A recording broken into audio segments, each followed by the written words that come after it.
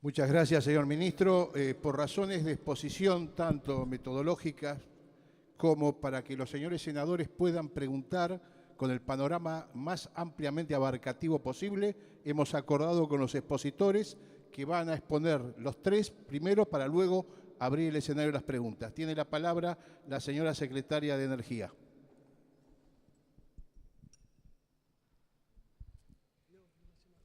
Hola, buenos días. ¿Me escuchan bien?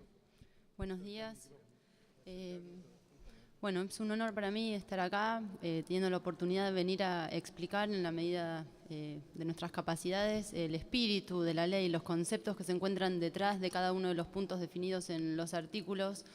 La exposición de Julio ha sido por demás exhaustiva y detallada de punto por punto. Las modificaciones que esta ley propone a la 17319. Quisiera hacer una exposición breve porque entiendo que todos tienen cosas para decir y ganas de aportar. Así que voy a remarcar simplemente algunas cuestiones que me parece importante enfatizar. La primera, que ha quedado muy clara con la exposición, pero me gustaría repetirlo, es que la ley corta, que es la que entiende que la titularidad del dominio de los recursos del subsuelo está en las provincias, no se modifica en absoluto y las provincias siguen manteniendo esa titularidad y siguen ejerciendo la potestad, en tanto que son las encargadas de decidir a quién se otorgan y son las encargadas de controlar, eventualmente revocar y prorrogar todos los permisos de exploración y las concesiones de explotación. Esto vale, por supuesto, para lo que llamamos áreas costa adentro, a diferencia de las áreas costa afuera, cuyo dominio permanece en la titularidad del Estado Nacional. Las costas afuera son las que normalmente se conocen como offshore. Entonces, costa adentro se mantiene la titularidad de las provincias, la ley corta no sufre absolutamente ninguna modificación y el principio fundamental de esta ley se trata de articular entre el Estado Nacional, que es la autoridad de aplicación de los dominios de los recursos hidrocarburíferos para las áreas costa afuera, con las provincias que son las que poseen la titularidad del dominio para las áreas costa adentro. Esto he leído bastantes comentarios y notas al respecto y me parece que es importante que quede bien claro. No hay absolutamente ninguna modificación al respecto. El otro tema en el que me gustaría hacer hincapié es en que la ley que sí estamos modificando, proponiendo modificar, que es la 17319, es una ley de 1967. La ley de 1967, en el momento en el que fue sancionada, no contemplaba, porque no existían, porque no se habían desarrollado en ese momento, las tecnologías que existen hoy en día. Por eso me parece muy atinado que la ley distinga entre los recursos que están ubicados costa afuera, los recursos convencionales y los no convencionales, porque la diferencia fundamental entre los recursos convencionales y los no convencionales es la tecnología que se ha desarrollado fundamentalmente durante los últimos 10 años, fundamentalmente en las cuencas que mencionaba el ministro en Estados Unidos, pero también en el norte de Canadá y algunas experiencias piloto en otros países. Ellos han atravesado ya su curva de aprendizaje y han logrado desarrollar la tecnología que hace falta para extraer el recurso que allí se encuentra. Y esto es muy importante, comprender la diferencia. Cuando se habla de vaca muerta, los ingenieros que trabajan en la cuenca neuquina, particularmente los ingenieros que trabajaron siempre en Loma La Lata, que fue el yacimiento que alimentó la matriz energética basada en gas de este país que todos conocemos, impulsada en la década del 80, pero que hoy en día vemos. Argentina tiene una de las flotas más grandes del mundo a gas natural, tiene uno de los consumos de gas natural más altos per cápita por hogar del mundo. Esta matriz alimentada en base a gas natural surge justamente por el gran yacimiento, por el gran reservorio que fue el de Loma La Lata. El gas que nosotros ya hemos hecho uso en Loma La Lata provino justamente de vaca muerta, con una particularidad. La formación geológica vaca muerta se encuentra ubicada por encima de Sierras Blancas, que es uno de los principales reservorios no convencionales que justamente se utilizó para la explotación. Con lo cual todos los ingenieros que tuvieron que llegar a Sierras Blancas para obtener este gas tuvieron que perforar vaca muerta. Vaca muerta se conoce hace muchas décadas. Lo que no se conocía hace 15 años era que contábamos con la tecnología para estimular esas formaciones y lograr obtener el recurso que allí se encontraba. Que el recurso estaba allí, no había duda. Por eso se la llama roca madre, porque ahí es donde se generó, esa es la cocina que con muchos años, millones de años, presión y temperatura, logró transformar los restos orgánicos en petróleo y gas. El petróleo y el gas suelen migrar de sus rocas madres y se alojan en rocas reservorios. Las rocas reservorios son las que normalmente le conocíamos como convencionales, pero se llaman convencionales porque simplemente estábamos, digamos, en la industria petrolera acostumbrados a explotarlos, por eso eran los que se conocían.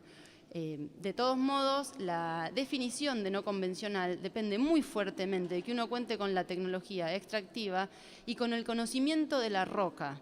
¿Por qué digo esto? Cuando se piensa en términos de curvas de aprendizaje, los números que señalaba Julio de la reducción, los valores del plan piloto de Loma Campana de YPF, de esto de reducir de 41 días a 16, el plazo de exploración, o de 10 millones a 7 millones de dólares por pozo en promedio. El primer pozo con objetivo, digamos, no convencional que se perforó en Argentina, costó más de 50 millones de dólares y no produjo una sola gota de nada, porque esa es la curva de aprendizaje, eso fue hace unos 5 años.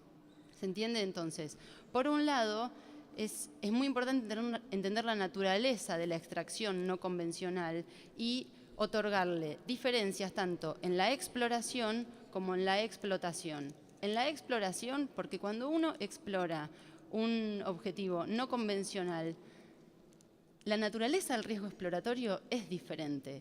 Uno sabe que el recurso está. No es lo mismo que cuando uno va a explorar un recurso no convencional. Imagínense una piedra pómez, donde uno tiene que lograr que el petróleo y el gas fluyan a través de una piedra que tiene un montón de agujeritos que están interconectados entre sí. Un recurso no convencional, para hacer una analogía de uno esté acostumbrado a su cotidianidad, imagínense un pedazo de mármol. Tiene poros. Lo que pasa es que esos poros son mucho más chiquitos y están mucho menos interconectados entre sí. Entonces, una cosa es hacer pasar un fluido a través de un sólido poroso, como el que uno se imaginaría en una piedra pómez, y otra cosa es hacerlo con un sólido similar al de un mármol. Bien, en el caso del recurso no convencional, uno sabe que ese recurso está ahí. Lo que no sabe es cuánto tiempo va a tardar en aprender cómo sacarlo a un costo razonable. Para eso, por supuesto, necesita desarrollar diferentes técnicas, tecnología, perforación multidireccional, la cuestión esta de los pozos horizontales, multiple well pads, que son locaciones desde donde se lanzan varios pozos a la vez. La actividad no convencional es una actividad muy intensiva, porque justamente uno sabe que el recurso está y lo que tiene que hacer es idear la mejor forma para sacarlo de manera ordenada, es decir, eficiente. Pero no tiene el riesgo exploratorio de no saber si lo va a encontrar. ¿Se entiende? La naturaleza de la exploración es muy diferente. De todos modos, en la ley de la 17319 de 1967 contemplaba plazos de exploración de hasta 17 años. Entendemos que ya no podemos darnos el lujo de seguir esperando tanto, entonces hay que fomentar, acelerar y controlar los plazos de exploración. Se acortan todos los plazos, se acortan específicamente para el caso de los convencionales, y para el caso de los no convencionales van a ver que, si bien se quita el tercer periodo básico, la reducción es un poco menor, justamente porque tenemos que permitir que avancen a lo largo de la curva de aprendizaje. Esto es algo que a mí me parece que es uno de los puntos más importantes, que esta ley corrige justamente la falta de tecnología que existía al momento de haber sido sancionada la ley anterior. Y gran parte de los artículos surgen justamente de esta diferencia, el tema de permitir, por ejemplo, que un concesionario que se encuentra explotando una determinada área, que conoce la cuenca, que conoce las rocas, que es el dueño de todas las instalaciones de superficie que son vitales. Nosotros hablamos mucho de Vaca Muerta, ¿por qué? Porque en Vaca Muerta, en la provincia de Neuquén, en la cuenca neuquina, tenemos gran parte de las instalaciones de superficie ya construidas. Entonces, el gas, una vez que llega a la superficie, el gas o el petróleo convencional o no convencional, son el mismo. No tienen ninguna diferencia. Bueno, cada roca es diferente, cada cuenca es diferente. Quiero decir, son tan distintos entre sí como cualquiera de todos los otros. Por lo tanto, todas las instalaciones de superficie, desde las válvulas de reducción de presión en boca de pozo hasta las plantas de tratamiento de gas, los gasoductos, bueno, y ni hablar de las refinerías, son exactamente las mismas. Con lo cual, hay un costo costo fijo asociado a la extracción de un recurso de una localidad remota, que en el caso de las localidades que ya han sido desarrolladas no existe, y es altamente beneficioso para el que lo viene explotando continuar haciéndolo. Por supuesto con los incrementos que mencionaba Julio desde el punto de vista del pago de regalías, y por supuesto que uno tiene el derecho a solicitar la prórroga si está explotando una determinada área, y la autoridad de aplicación, en el caso de que sea costa afuera, la provincia, tiene el derecho a exigirle haber cumplido con lo que prometió. Eso está claro, y eso es algo que va a formar parte, en el caso de que se apruebe esta ley, del pliego modelo, porque el pliego modelo tiene que incluir, por supuesto, cuáles van a ser las garantías y cuáles van a ser los periodos de control de que los planes de inversión, producción y actividad exploratoria, tal cual fueron prometidos en los pliegos, se cumplan. Esta distinción respecto de las tecnologías me parece que es algo que es uno de los aspectos fundamentales y renovador de esta ley, porque moderniza la legislación y se adapta a lo que estamos pretendiendo, que es justamente acelerar los tiempos de exploración. Esto que nos pasa a los argentinos es un fenómeno mundial. La humanidad siempre explota primero el recurso más fácil de obtener. Eso es natural y sucede con todos los recursos, no solamente con los recursos hidrocarburíferos. Los recursos hidrocarburíferos, en el caso de Argentina, son estratégicos, son los que le dan vida a la economía, a toda nuestra matriz, y es por eso que nos tenemos que ocupar de esos recursos ahora. Y en ese sentido, todos los beneficios que se otorgan a la exploración costa afuera también son importantes, porque la exploración costa afuera lo que nos va a permitir es entender algo que se reclama mucho, y yo creo que es un reclamo muy justo, es que todos los argentinos tienen derecho a saber con cuántos recursos cuentan, para poder de esa forma programar y planificar cómo va a ser la vida de los que vengan a continuación desde el punto de vista del uso de su energía y de su calidad de vida, porque consumir energía no solamente se traduce en actividad industrial y en producto bruto, consumir energía, como todos sabemos, se produce en una mejora en la calidad de vida de la población. Entonces, contar con un mapa claro de con cuántos recursos se posee es clave. Y para eso lo que hay que hacer es explorar. Como ya exploramos lo que era fácil, por así decirlo, ahora falta explorar lo que es difícil. Difícil, desde el punto de vista ingenieril, se llama alto riesgo. Entonces, esta ley justamente introduce varias modificaciones y promociones a todo lo que es la exploración que se conoce como de alto riesgo. Alto riesgo para la industria petrolera es alta inversión. Por eso es importante también favorecer y fomentar la inversión y sobre todo las reglas claras y la transparencia y la homogeneidad a lo largo de todas las jurisprudencias. Desde ese punto de vista también es muy atinada la diferencia en los plazos que se le da para la concesión de explotación al convencional y al no convencional. Ustedes saben que, como yo no me quiero extender mucho en la parte técnica, la explotación no convencional es una explotación intensiva, es una explotación de números grandes. Eso es bueno porque va de rama, si uno lo aplica de manera inteligente y programado, puede lograr todas las provincias, particularmente las provincias de las cuencas, obtener todos los beneficios en su economía, creación de empleo, puestos de trabajo, industria pesada, etc. Pero lo que es importante entender es que la explotación no convencional, una curva de un pozo tipo, cuando uno hace un plan de inversión de una petrolera, lo que se fija es cuánto me va a costar cada pozo, cuántos pozos voy a tener que hacer, cuánto va a producir cada pozo. Lo que produce cada pozo es lo que le llaman la curva de un pozo tipo. Un pozo tipo no convencional declina muy rápidamente. Se necesitan muchísimos pozos y se necesita una actividad permanente y continua de seguir perforando muchos pozos todo el tiempo. Por eso mismo es que las curvas de producción y los plazos de repago de los proyectos no convencionales son más largos que los de los proyectos convencionales. Por eso es muy atinada la diferencia que se hace también en esta ley, la propuesta nueva desde el punto de vista de la tecnología, de conceder distintos plazos de explotación, no solo de exploración para el convencional y para el no convencional. Eso me parece que es lo más relevante que yo les puedo aportar, que justifica por qué se introducen específicamente estas diferencias. Pero supongo que a partir de las preguntas que vayan surgiendo vamos a ir a poder explorando otros aspectos que todos están relacionados con lo mismo.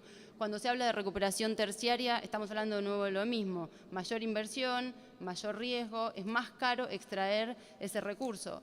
Entonces, lo que se propone es facilitar la tarea de extraer ese recurso. Ese es en el caso de la recuperación terciaria, que es recuperaciones que son altamente intensivas respecto de su uso de energía, requieren, por ejemplo, la inyección de vapor para barrer el petróleo almacenado, etcétera. Y finalmente, y con esto cierro, estamos convencidos de que la política energética, y sobre todo la política energética del mediano y de largo plazo, se hace legislando, porque las leyes son para todos los argentinos, no son para un gobierno. Las leyes las tienen que cumplir todos los gobiernos, afortunadamente. Las leyes son para el Estado y son para todos los argentinos. Y la forma de trabajar en política energética es, por supuesto, a través de las herramientas principales, por ejemplo, las que tiene el Estado Nacional, el 51% de participación en la petrolera más importante del país, que es YPF, otras herramientas como, por ejemplo, ENARSA, que no se dedica simplemente a los hidrocarburos, que tiene participación en distintos rubros de la energía. Y otras de las herramientas de política energética, que son las verdaderas herramientas de largo plazo, son las leyes que se someten a discusión y que se obtienen con el consenso de todos los representantes. Así que es verdad, como decía Julio, que Vaca Muerta y particularmente la Argentina cuenta con la segunda, no es una reserva porque no está certificada, con el segundo potencial de recursos más grandes del mundo, de gas no convencional. Entonces es muy probable que sin esta ley se explote igual. La pregunta es cuán lentamente, cuán difícil, cuán tortuoso y cuán ineficientemente vamos a lograr la explotación de ese recurso que es de todos los argentinos. Muchas gracias. Muchas gracias, señora secretaria. Señor secretario legal y técnico, doctor Carlos Zanini, por favor. Gracias. En primer lugar, señores senadores, señoras senadoras, público presente, muy buenos días. En mi exposición voy a tratar de ser breve. Quiero explicar algunos aspectos legales de la cuestión que está en tratamiento. Creo que hay que tener en cuenta la evolución que se produce en la situación jurídica argentina a partir de 1994. Fue importante, la reforma constitucional estableció que el dominio de los recursos naturales pasara del Estado Nacional al orden provincial. Eso creó una nueva situación y no se legisló, digamos, hasta el 2006, en que se dictó la Ley Corta, que fue el primer paso para entregarle a las provincias efectivamente el dominio de los recursos naturales que están en su territorio, reservándose la nación los que quedan en lo que son los territorios nacionales. Este cuadro se completa luego con el dictado de la declaración, del dictado de interés público del logro del autoabastecimiento, que en su artículo 2 especifica que el Poder Ejecutivo de la Nación, como encargado de la administración del país, es el que tendrá a su cargo el diseño de la política hidrocarburífera, de la política en materia energética. Esto marca un cuadro de dominio por parte de las provincias, dictado de la política general por parte del Estado Nacional, es decir, no puede haber 10 políticas hidrocarburíferas porque hay 10 provincias que producen hidrocarburos, por eso también hay un Consejo Federal que incluye a provincias que no son productoras de petróleo e integra el nuevo marco. El paso que nos faltaba dar desde el 2012 hasta ahora es el paso que se intenta dar con esta ley. Desde el comienzo se tuvo presente que había que respetar la Constitución, que había que respetar la Ley Corta y que había una necesidad de inversión para poder acelerar la obtención del objetivo del autoabastecimiento. ¿Cuál fue la herramienta para tratar de hacer jugar equilibradamente las potestades provinciales con la potestad nacional? La vía de un acuerdo con las provincias petroleras que tuviera determinados objetivos. Se definieron 6 objetivos que están plasmados en el convenio que se acompañó a esta ley. Esos objetivos se tratan de desarrollar en el marco de esta ley que hemos traído al Parlamento. Aquí conviene hacer una aclaración. Esta es una ley que han avalado la Nación, el ministro de de Planificación, Julio Devido, y el conjunto de las provincias petroleras que integran la OFEPI. Pero ha llegado al Congreso de la Nación un proyecto del Poder Ejecutivo de la Nación. Esta era la única posibilidad técnica de hacerlo, porque creemos que el mecanismo de la ley convenio está previsto en la Constitución Nacional para el caso de la coparticipación. Lo dice explícitamente el artículo 71 en su inciso segundo. Una ley convenio sobre la base de acuerdos entre la Nación y las provincias instituirá regímenes de coparticipación de estas contribuciones, garantizando la automaticidad en la remisión de los fondos. Sabemos que en doctrina hay quienes opinan que ley convenio se puede utilizar para otro tipo de modelos.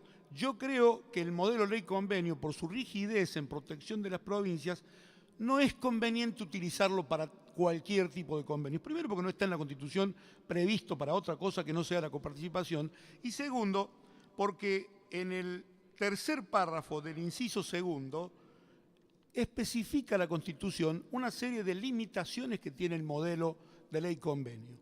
Dice, ley convenio tendrá como Cámara de origen el Senado y deberá ser sancionado con una mayoría absoluta de la totalidad de los miembros de cada Cámara. No podrá ser modificada unilateralmente ni reglamentada y será aprobada por las provincias. El punto más preocupante es que no puede ser reglamentada y es imposible que en una materia como los hidrocarburos, primero porque no está previsto en la Constitución que se haga por ley convenio, segundo, si se adoptara, dejaría a las provincias y a la Nación atadas a un sistema que sería inmodificable.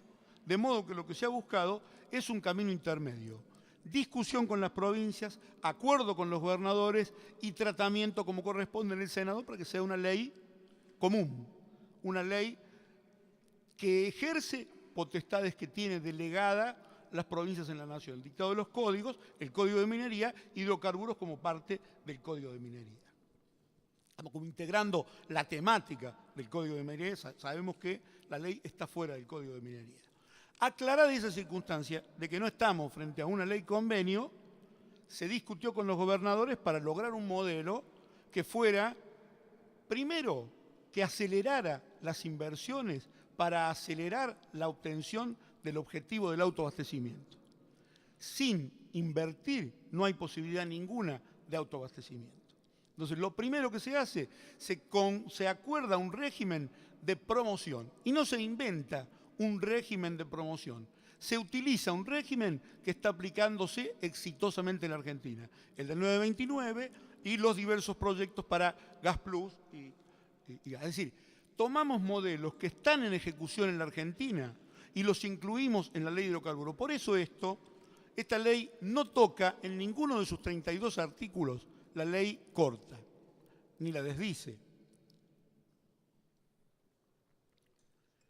Se refiere en sus 32 artículos, 18 sustituyen artículos de la vieja ley de hidrocarburos, fundamentalmente incorporando lo nuevo y variando algunos aspectos del negocio, sobre todo el acortamiento de los plazos de exploración y la adecuación del plazo para los no convencionales. El resto se trató de respetar.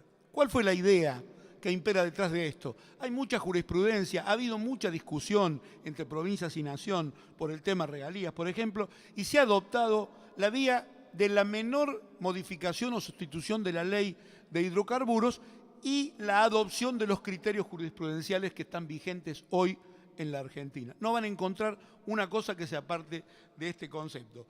Le digo, de los 18 que se refieren a la ley, 14 sustituyen artículos, 3 incorporan nuevos artículos, los referidos a los nuevos institutos, y 1 deroga un artículo porque está contemplado el tema de la regalía gasífera junto con la hidrocarburífera, sobraba un artículo. Tiene 4 artículos que están para la promoción y luego hay 10 disposiciones complementarias que vienen a prever algunas situaciones particulares. ¿Cuál es la idea? Las provincias y la nación acuerdan un régimen lo más uniforme posible teniendo en cuenta que hay potestades nacionales y provinciales. Un régimen lo más uniforme posible en materia de cuidado del medio ambiente. Un régimen lo más uniforme posible en materia fiscal. y un nuevo régimen para regalías y bonos que no estaban contemplados. Las regalías estaban legisladas del 5 al 12%, se amplía con la misma técnica, del 5 al 12 se amplía al 15 o se amplía al 18, según sea la prórroga, con un tope en ese 18%.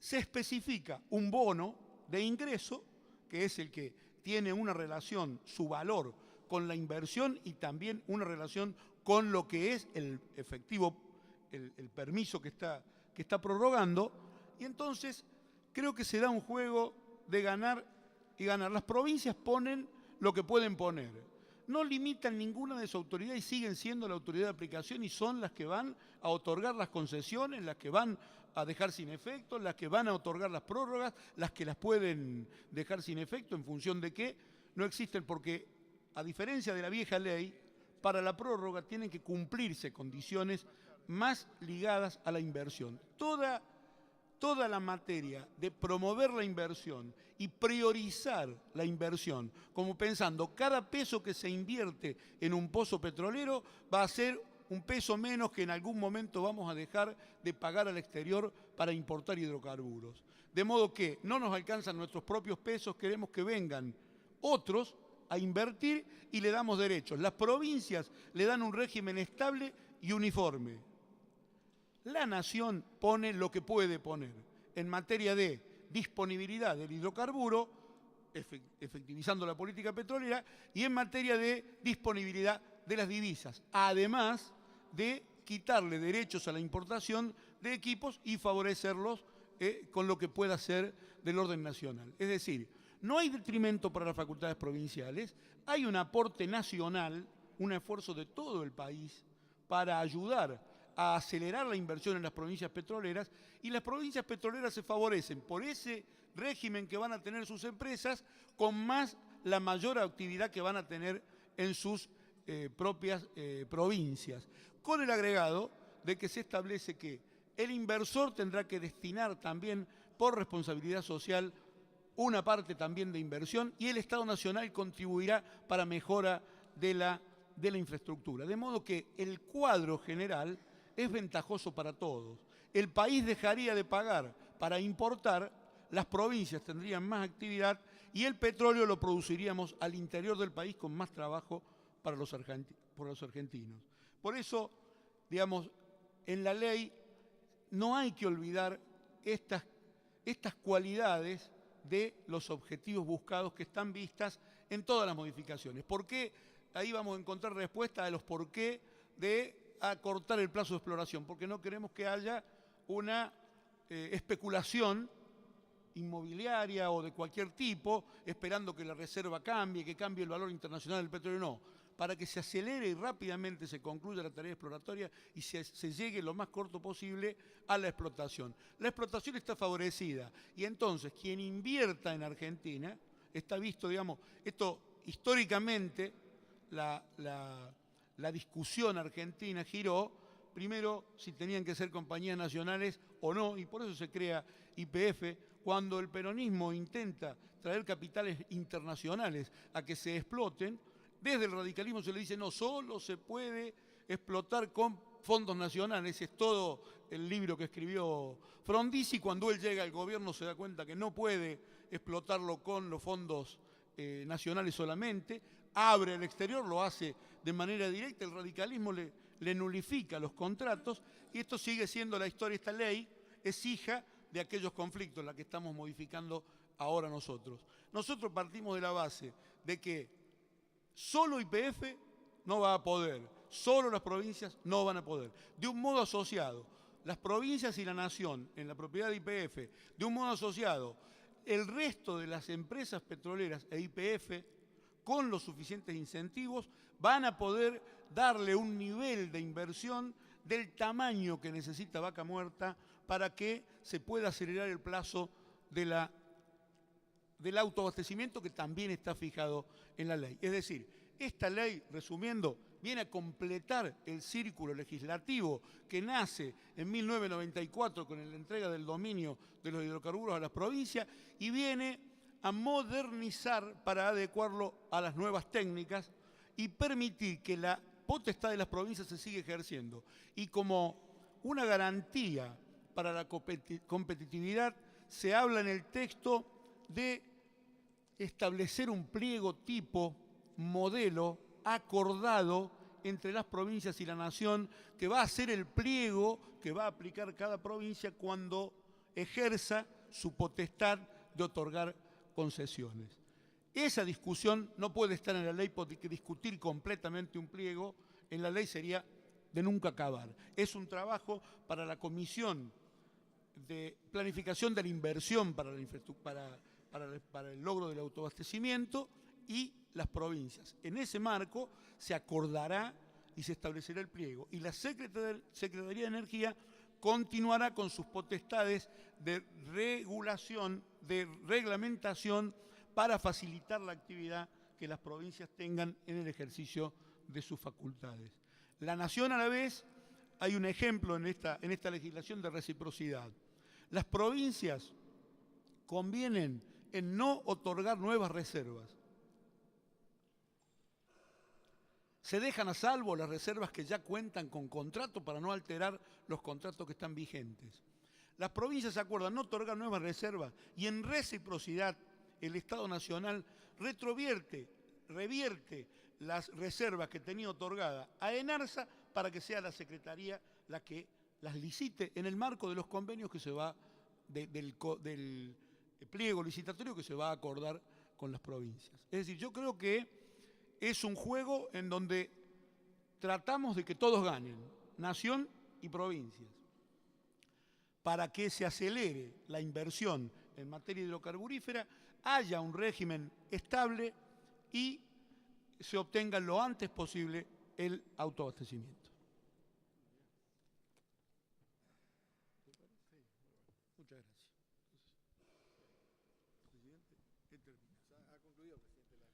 Muchas gracias, señor secretario legal y técnico. Están, previo a dar la palabra a los senadores para que realicen las preguntas pertinentes, informo que en la lista de oradores tengo anotada a la senadora Negre de Alonso en primer término y al senador Sanz en segundo. Sí, hora, salvo que la haga por escrito, senadora. Por escrito no hay problema. Una observación muy buena de la senadora. Muy bien, muy buena. No, a lo mejor lo quiere hacer por señas. Está bien, pero... Gracias, senadora. Tiene la palabra la senadora Negre de Alonso. Gracias, presidente. Bueno, yo tengo mis dudas sobre este proyecto de ley. Creo que en parte se han profundizado mis dudas con la explicación. Acá en esta mesa han existido los grandes ausentes, ¿no? El secretario legal y técnico ha recalcado la política hidrocarburífica es una política de todos los argentinos, es una política nacional donde debemos participar todos los argentinos. Y las sillas vacías de este gran acuerdo han sido los gobernadores que pertenecen al Consejo Federal de Hidrocarburos, de la Ley de Soberanía Hidrocarburífera que hemos sancionado y que no han sido invitados, los que no tienen dominio originarios petrolíficos. Entonces me pregunto, en primer lugar, ¿por qué no se participó a los gobernadores del Consejo que no están dentro de las provincias hidrocarburíferas? En segundo lugar, a mí me llama la atención todo este tema del acuerdo respecto de la política impositiva, que me parece bien que la unificación, porque esto, si bien no se mencionó acá, hacia la seguridad jurídica, lo dejó traslucir claramente el doctor Zanini, me parece bien que que se pongan de acuerdo en un límite al impuesto a los ingresos brutos, al impuesto de sellos, pero en esta cuestión debemos entender claramente que es una facultad no delegada de las provincias legislar sobre eso. Y es una facultad que no puede ser delegada al gobernador.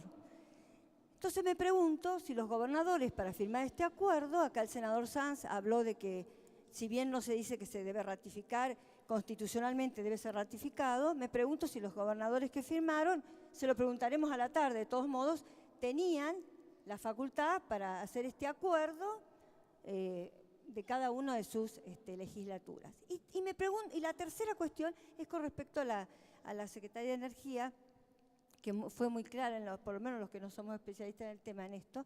Ella dijo que había zonas de potenciales yacimientos, ¿verdad? No convencionales, que no había que decir reserva porque no estaba certificado. Bueno, entonces me pregunto que qué ocurre, porque uno ha venido escuchando en estos seminarios, además que se dieron en el Senado, de que, bueno, así como somos el país de una gran zona de potencial, zona de estos yacimientos no convencionales, si otra provincia de las que hoy no está entre los que firmaron este acuerdo, resulta que tiene, posteriormente aparece que tiene un yacimiento no convencional y no fue invitada. Entonces, la verdad es que creo que esto del federalismo, le falta una pata al federalismo. O sea, acá ha estado un grupo de provincias, ha estado la Nación Argentina, pero falta el resto de las provincias, que no podemos ser invitados de piedra. Que nosotros queremos que nuestros gobernadores tengan la posibilidad de decir, bueno, ¿y qué pasa si se están haciendo investigaciones al respecto? En algunas de nuestras provincias se están haciendo investigaciones. ¿Qué pasa si el día de mañana resulta que San Luis es potencial, como es que dijo el secretario, usted no dice reserva, sino potencial? Recursos. Sí, potencial sede de recursos. No hemos tenido ni siquiera la oportunidad, nuestro representante del Poder Ejecutivo, ni nuestra legislatura, la más mínima posibilidad de participar, de opinar, y tenemos que votar un proyecto de ley que además después no nos va a ser obligatorio. O sea, no va a ser obligatorio para San Luis, ni tampoco para las provincias que firmaron, porque en las legislaturas hay distintos sectores políticos representados y habrá que ver qué es lo que opinan en cada uno de ellos, ¿no es cierto? Entonces, en primer lugar, vengo desde la posición a la que pertenezco, ¿no es cierto?, de una provincia que no ha sido ni siquiera invitada a participar para escuchar o para opinar, o porque la política hidrocarburífera es de todos y todos tenemos derecho a participar. Y en segundo lugar me pregunto,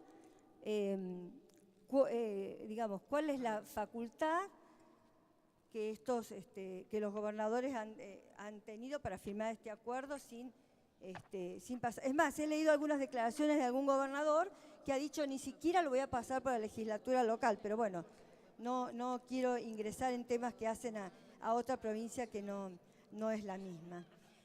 Y después también quería referenciar que en realidad las provincias tienen el dominio originario, pero tienen también el uso y goce de los recursos de ese dominio. Es más, el ministro la referenció a la presidenta cuando era senadora y cuando era convencional constituyente, donde ella defendía que las provincias debían tener además la jurisdicción. Entonces lo que hay acá a mí me parece que es una resignación del uso y goce, no una delegación, como creo que usted quiso, secretario, decir. Me parece que hay una verdadera resignación de una facultad constitucional. Esas son mis 3 dudas. Gracias. Gracias, señora senadora. Tiene la palabra el senador Sanz. Va a contestar la señora. Sí, ¿no sería mejor que le contestara? Yo contar que no hable Sanz, cualquier cosa.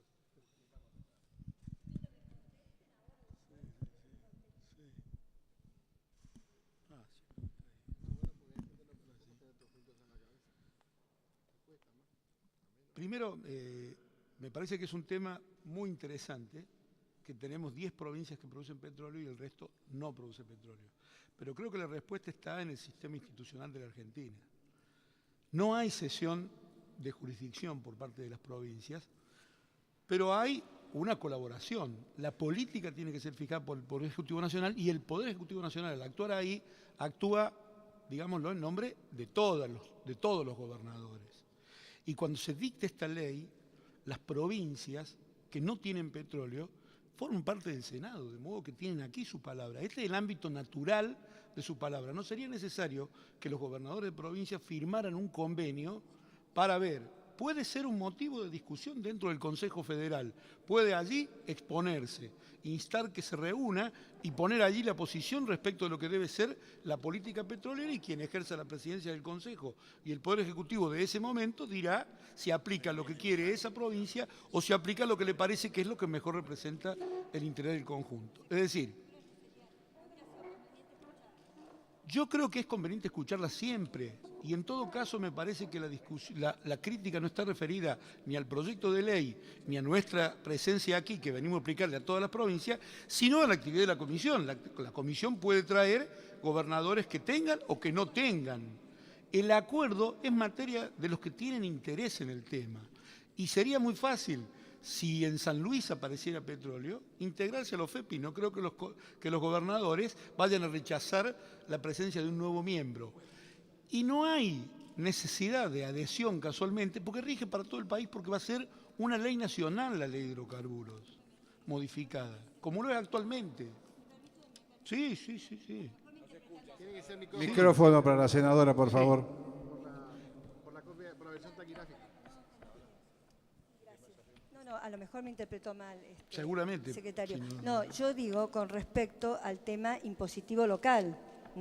O sea que acá hay un compromiso y una ley que se va a votar a nivel nacional, pero que no es obligatoria ni para las legislaturas de los gobernadores que firmaron ni de los que no firmaron. Es que si fuera obligatoria sería inconstitucional. Bueno, pero por esto eso, es a eso materia le de las por eso legislaturas locales. Bueno, es que por eso al respecto estoy preguntando, por eso le estaba preguntando a ese respecto. Se dice, no van a poder tener más del 3% de ingresos brutos, y se regula respecto al impuesto de sellos, que son facultades originarias absolutamente de las provincias. Entonces, entran nuevos actores, o como se usa decir ahora, operadores, que nunca fueron escuchados. A mí me hubiera encantado que a mi provincia, porque la política nacional se arma entre todos, este es el Estado federal, ¿no? La provincia y el Poder Ejecutivo Nacional.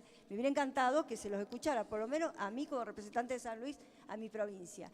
Pero yo digo, después, supongamos que en el caso de San Luis, y ojalá que así sea, se pudiera ingresar. ¿Qué pasa con el compromiso que se asume y que surge en la ley? Al dictarse la ley, está claro que un objetivo nacional y provincial es tener una política fiscal lo más uniforme posible. El tenerla o no tenerla es facultad del gobierno nacional en su ámbito y de las provincias, cada una en su ámbito. De modo que si no hay actividad de la legislación local, de la legislatura local, no habrá tratamiento igualitario, con lo que esa provincia no estará cumpliendo la ley. Estará en interés de los legisladores cumplir o no cumplir un objetivo nacional que viene derivado de la ley de autoabastecimiento de energía, energético. Es decir, se dejan jugar las distintas potestades sin invadir unas el terreno de las otras. Mal estaría que el Congreso de la Nación dijera: a partir de ahora las provincias no pueden fijar más que el 3% de ingresos brutos. No sería correcto, porque esa es materia no delegada, es derecho público provincial y debe ser respetado, de modo que ni la Corte podría meterse a revisar alguna decisión de ese Tribunal Superior de Provincia. Eso es una materia reservada de las provincias y tiene que ser respetada. La única manera de respetarla era establecer el objetivo general en la ley nacional, establecerlo de modo declarativo en el propio convenio que firman los gobernadores y después que cada provincia decida. Ese es el juego institucional que tiene que darse. Y respecto de las provincias que no son productores de hidrocarburos, su ámbito, digamos, es ese Consejo Federal que se ha creado en la ley de autoabastecimiento. O también el ámbito del Congreso, donde puede proponer modificaciones a esta ley que nosotros estamos proponiendo. Porque cualquiera de las otras provincias puede decir: esta ley está mal, Yo quiero que la modifiquen, por eso no es una ley convenio, es una ley nacional. Más allá de que el amigo Cimadevilla, el senador de Chubut, esté diciendo que no es una ley, después me explicará cuáles son las características que la tornan una ley convenio. Yo creo que hay un convenio y hay una ley. Lo que no quiere decir es que haya ley convenio, en los términos que dice la Constitución Nacional. ¿Por qué? Para respetar el juego armónico de las potestades nacionales y provinciales que son concurrentes, en algunos casos también. Tratemos de no... No, me adelante. quedo, y ya termino, una preguntita para el ministro Devido. Ministro, usted en su exposición, y además, aunque no lo hubiera dicho, es público y notorio, ¿no es cierto?, que hay un fracaso de la política energética, por una parte, y por otro lado, digamos, yo escuché la explicación del secretario de Energía, que bueno, que ya está, digamos, parte de la inversión hecha, etcétera, que es más rápido, pero por un lado tenemos un oligopolio, tenemos 4 empresas nada más que están instaladas, que nos han llevado al fracaso que nos han llevado, y por otro lado le damos un premio concediéndoles prórrogas, que está bien que a las provincias le dan una contraprestación, le dan el 3%, le dan el bono, pero ¿qué sentido tiene de darles la posibilidad de este premio a quienes han sido los actores principales de ese fracaso que usted además dijo, la calificó como que viene de la política neoliberal, el fracaso de la... Entonces, ¿qué sentido tiene autorizar estas prórrogas y darles a estos actores, que son oligopólicos, esa posibilidad? En realidad, está claro que nosotros hablamos del fracaso de la política neoliberal, que ni siquiera le hizo fracasar este gobierno, estalló en el 2001. Este gobierno lo que hizo fue tratar de reparar el daño ocasionado y recuperar YPF, entre otras cosas, que hoy es de propiedad de las provincias, al igual que la nación, no lo había sido nunca antes, ni siquiera antes del régimen. En particular, creo que nosotros, en el caso de Repsol, en su momento aplicamos con la colaboración, la ayuda, el consenso de este honorable Congreso y aplicamos las correcciones del caso. Se expropió al que no funcionaba, al que no dio los resultados que el país necesitaba y que dio en origen a la sanción de la ley de autoabastecimiento energético, de soberanía energética, como nosotros lo planteamos. Actualmente se realizaban por concurso las adjudicaciones de área y lo que esto plantea es tener un pliego nacional, es decir, federal, por llamarlo de una manera, porque no va a ser nacional, va a ser federal, va a estar hecho de consenso entre la nación y las provincias, en el marco de licitaciones que prevean la mayor concurrencia, yo lo dije también en la exposición, la mayor concurrencia y que faciliten una mayor competitividad para evitar que se acartelen o que haya pocos grupos o que haya la mayor cantidad de los grupos existentes. Nosotros, evidentemente, a partir de este nacimiento no creo que en el mundo se formen nuevas empresas, más que las que ya hay, que no son muchas, por cierto, son las que hay. No está en nosotros modificarlo. Lo que sí nosotros queremos es propiciar la mayor concurrencia, que participen todos los que más puedan en las licitaciones. No, relativamente, la posibilidad de una prórroga, la provincia tiene la facultad de darla o no, la prórroga en función si ellos consideran como autoridad de aplicación que han hecho las inversiones correspondientes en los tiempos correspondientes y con los resultados que es totalmente discrecional de la autoridad de aplicación. Sí, usted se refería a lo de provincias no petroleras. Nosotros el acuerdo lo hicimos con los que tienen hoy yacimiento en explotación porque son las que tienen facultades concedentes y sancionatorias eventualmente.